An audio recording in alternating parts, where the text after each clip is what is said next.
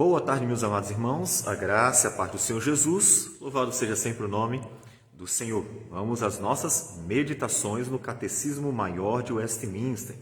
Hoje, pergunta 83. A pergunta é a seguinte: qual é a comunhão em glória com Cristo de que os membros da Igreja Invisível gozam nesta vida? Segue a resposta. Aos membros da Igreja Invisível são comunicadas nesta vida as primícias da glória com Cristo, visto serem membros dele, a cabeça, e estando nele, tem parte naquela glória que na sua plenitude lhe pertence. E como penhor dela, sentem o amor de Deus, a paz de consciência, o gozo do Espírito Santo e a esperança da glória. Do mesmo modo, o sentimento da ira vingadora de Deus, o terror da consciência e uma terrível expectação do juízo são para os ímpios o princípio dos tormentos que eles hão de sofrer depois da morte. Bem, vejamos um texto, dentre os que poderíamos ler, o texto de Efésios, capítulo 2, versículo 4 a 7. Diz assim: Mas Deus, sendo rico em misericórdia, por causa do grande amor com que nos amou, e estando nós mortos em nossos delitos, nos deu vida juntamente com Cristo. Pela graça sois salvos, e juntamente com Ele nos ressuscitou e nos fez assentar nos lugares celestiais em Cristo Jesus, para mostrar nos séculos vindouros a suprema riqueza da sua graça, em bondade para conosco em Cristo Jesus. Nós já estamos unidos a Cristo. Então, nós já somos abençoados por Cristo e com Cristo.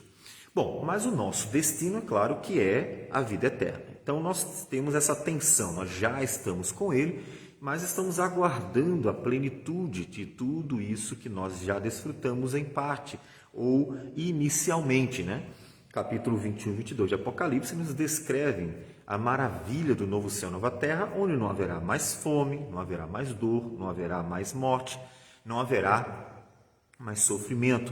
Nós teremos, como diz Paulo em 1 Coríntios 15, ele diz que nós teremos um corpo incorruptível, portanto não pecaremos mais, não haverá mais pecado em hipótese alguma no novo céu e nova terra, e nós também seremos imortais, portanto viveremos para sempre com o Senhor.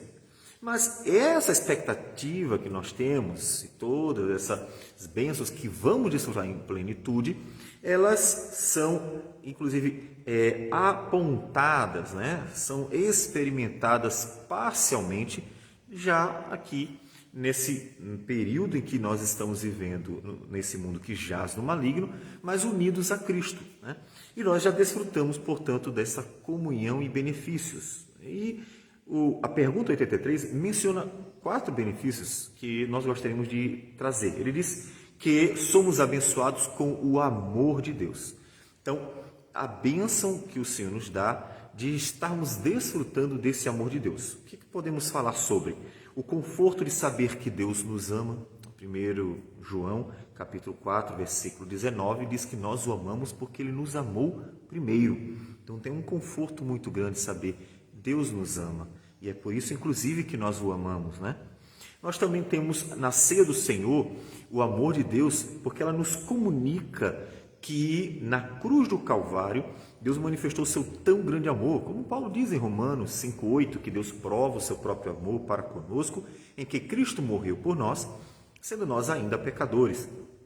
Portanto, nós olhamos para a cruz e ali vemos a plenitude do amor de Deus. E a ceia, que dominicalmente é celebrada, ela fala ao coração, ela tem esse propósito de estar constantemente falando, comunicando ao coração da igreja este amor divino, para que a igreja sinta-se fortalecida, confortada, e então siga bem, em paz, no seu dia a dia, fique tranquila diante das lutas da vida, E também o amor de Deus é mostrado no dia a dia, frente às necessidades. Veja que Deus nunca deixou faltar nada.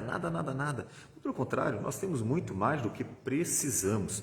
E o fato de termos muito mais do que precisamos também fala do amor de Deus diário, no cuidado diário, como também a proteção divina, né?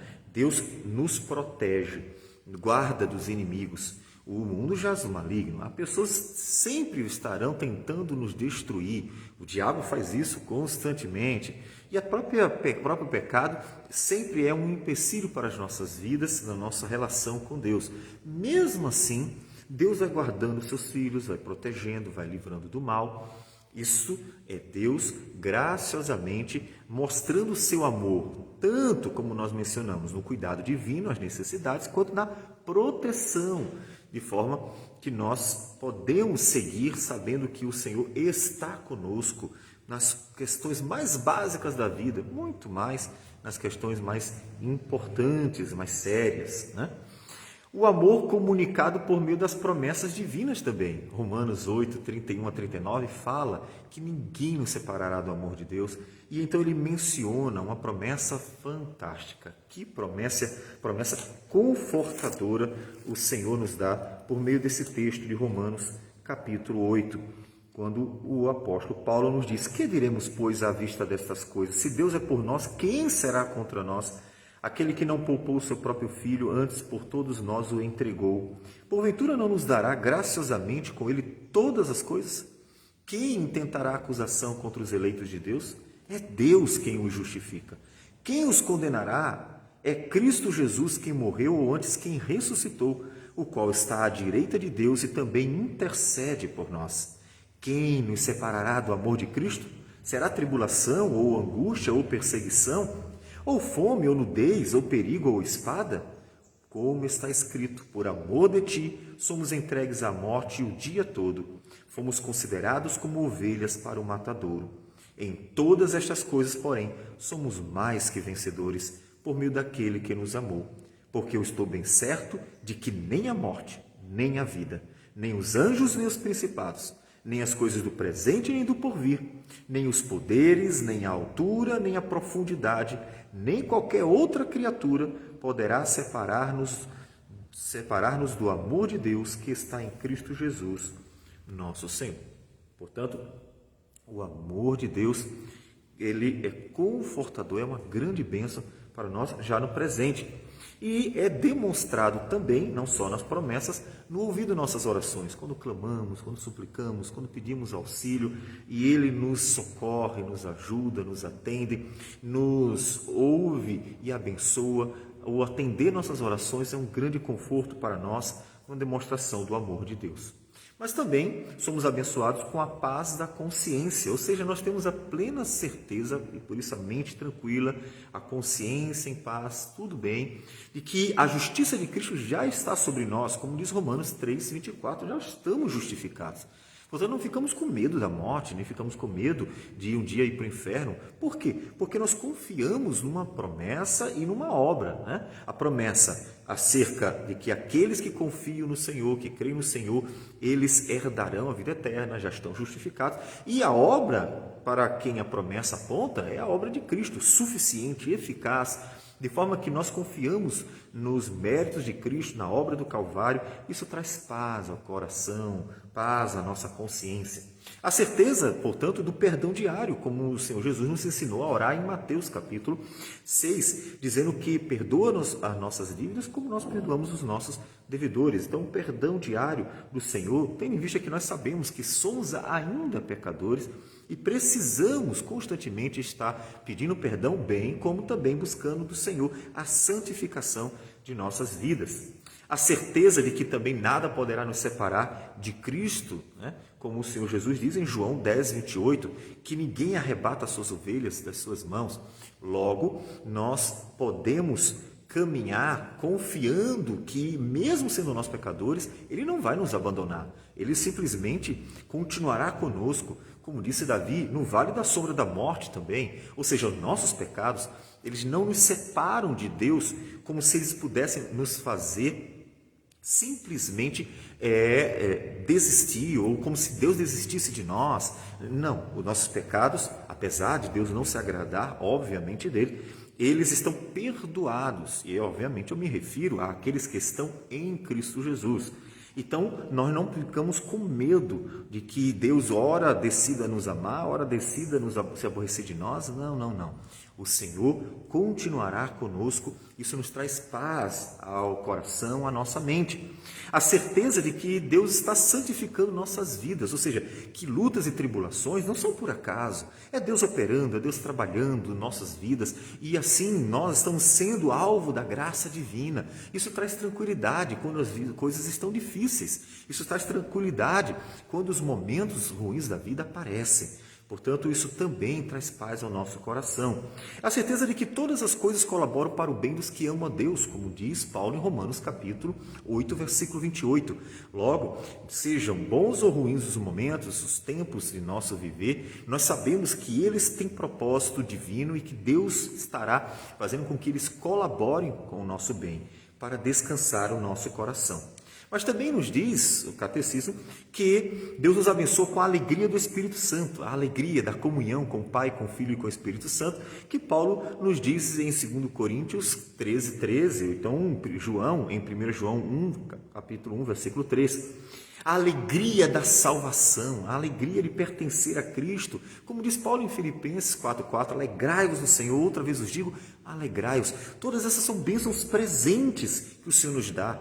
Inclusive a capacidade de se alegrar nas lutas, nas angústias, nas dificuldades, nas dores, a capacidade de se alegrar nos momentos ruins da vida, porque sabe que Deus também estará ali presente ao nosso lado, nos acompanhando, nos ajudando, nos abençoando.